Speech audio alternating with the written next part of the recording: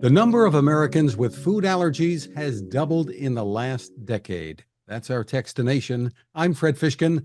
Joining us is Dr. Ruchi Gupta, professor of pediatrics and medicine at Northwestern's Feinberg School of Medicine and author of The Food Allergy Experience and Food Without Fear.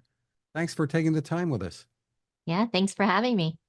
Well, you are also a mom, I understand, to a child with severe food allergies. Yes. Were you specializing in this before that, or did this prompt you to get involved?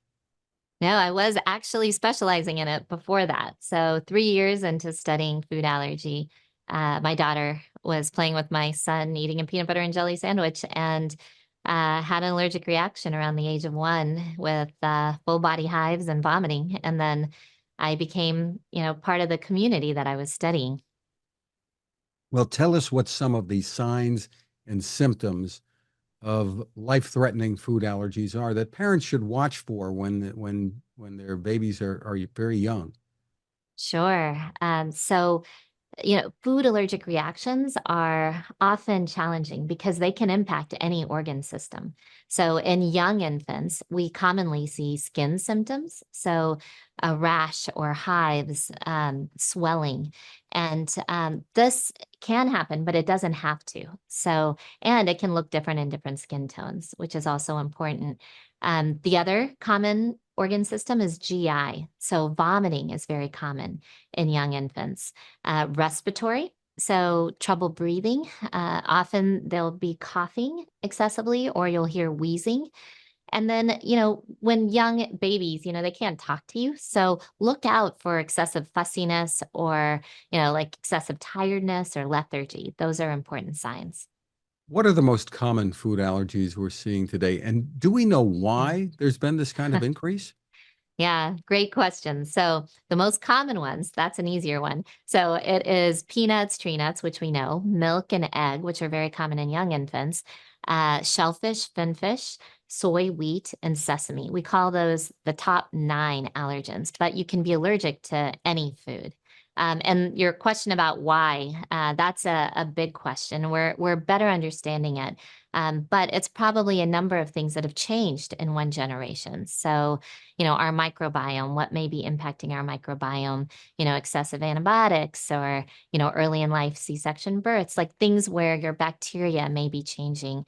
It can also be things like what we're eating, what we're putting in our bodies. So there are a multitude of factors that we're really trying to get our finger on. Early introduction is a way of prevention. So we know that introducing some of these allergenic foods early in infants can potentially prevent food allergies. What do you say to people who wonder, is it the vaccinations? Yeah, I say no. Like it is so important. Vaccinations play a very important role. And so we haven't seen any correlation with food allergies and vaccinations. You recently partnered with Brittany Mahomes, who has two young children with severe food allergies. I guess a Super Bowl ring or two in the family Yeah. doesn't make you immune.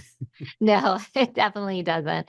And she has 2 children, Sterling and Bronze both have food allergies. And in conversations with her, it was very scary. She was doing the prevention. She was introducing peanut products to Bronze when he had an allergic reaction, and she ended up in the emergency room. But now, it's great to hear from her and her to, share her platform for awareness because she's become very, very confident because she has an action plan. She knows how to recognize those signs and symptoms, and she carries her 2 AviQ injectors or AviQ epinephrine auto injectors with her for both her kids. Because it is the one FDA approved epinephrine auto injector for infants and toddlers. And it talks you through a food allergic reaction and when to use it and to call 911. So I think it's given her a lot of confidence as she travels and has so many people around them and different people maybe taking care of their children. So, they all now know, how to manage, Sterling and Bronze's food allergy. And this can affect family life in so many ways, from family get-togethers. What should I put out? What shouldn't I put out? And where can we go? Kids are going to school. What Yeah. advice can you share for parents who are living with these fears every day? Absolutely. I mean, food is a part of every single thing we do, right? And every single thing your kid does. And so you are 100% on all the time and have to be vigilant and prepared. And so very, very important to talk to your doctor, get to the allergist, make sure you know how to recognize signs and symptoms and how to use that epinephrine auto-injector like AviQ.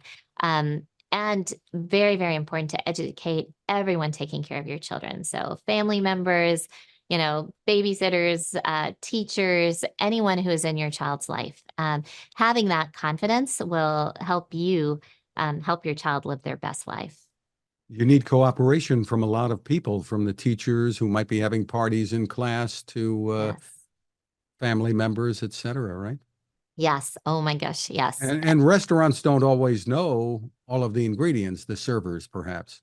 That's right. And that's another challenging space. And I think in my 20 years in this space, I have seen so many more restaurants actually ask you now, is there a food allergy that I should be aware of, which is so wonderful. So the awareness that you're helping to spread, is helping all the families with food allergies. But definitely always ask if it's not listed on the menu, and make sure, you are absolutely prepared just in case you do have that accidental ingestion. What hopes are there today? Now, we've read about this new drug, Xolair, I think it's Yeah. pronounced. Yes. What are your thoughts for parents who are thinking about this? Maybe it's been suggested by a doctor. Are you Yeah. concerned about any risks? What do you tell people? Right. So, what is so exciting in food allergy is we do have prevention and now we have treatments. And yes, that's one of the new biologics. And I encourage, families to talk to their doctors and see if it's right for them. It's great to have some FDA approved treatments now, and there's a number of them and more coming out. So have that conversation with your allergist. It is great opportunity to now be able to treat food allergies. I mean, we used to hear that, well, don't worry, the child is going to outgrow it. Is that still the case? Because I know some adults with severe food allergy. Yeah, well, kids do outgrow. Milk and egg are two that at least half of them outgrow. Peanuts, tree nuts, shellfish, finfish, only about 15 to 20% outgrow those food allergens. And adults can develop new food allergies as adults. So you're not out of the woods. But now, with new treatments, there are things we can do. And is there a place people can go to for more information about all this? Absolutely. Yes, there's always is. But first and foremost, talk to your doctor, talk to your allergist. They'll probably have the best information for you. But then go to foodallergygameplan.com, which has a ton of useful resources. Terrific. Dr. Ruchi Gupta, thank you so much for your work and for taking time with us. Thank you.